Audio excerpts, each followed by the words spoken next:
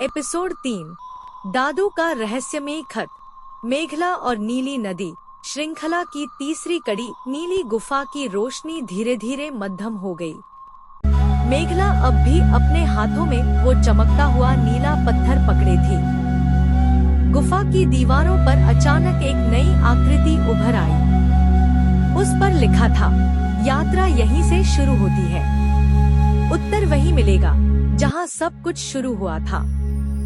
मेघला समझ गई, उसे लौटना होगा अपने घर। अगली शाम वो वापस पहुंची अपने दादू के पुराने कमरे में। किताबें, नक्शे, नोटबुक, सब कुछ बिखरा हुआ था।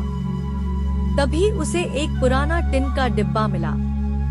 उसमें था एक चिट्ठी, ठीक उसी के नाम पर। चिट्ठी में लिखा था, मेघला, अगर तुम ये चिट्ठी पढ़ रही हो तो मतलब तुमने सत्य की राह पा ली है। मुझे पता था एक दिन तुम जंगल जाओगी और खोज लोगी नीली नदी का रहस्य। कभी मैं भी उस रास्ते का रक्षक था, लेकिन मेरा समय खत्म हो गया। अब वो शक्ति तुम्हारे हाथों में है।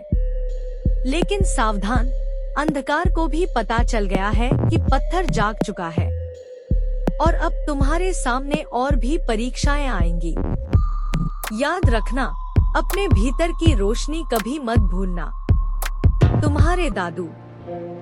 चिट्ठी पढ़कर मेघला की आंखों में आंसू आ गए, लेकिन उसी पल उसकी आंखों में एक नई चमक भी आ गई। एक नई शक्ति, एक नई समझ। तभी खिड़की के बाहर कुछ दिखा।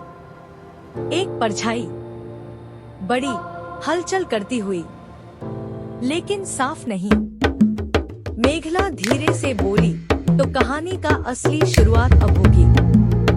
क्या मेघला उस अंधकार का सामना कर पाएगी? देखिए अगले एपिसोड में। एपिसोड 4, अंधेरे की छाया।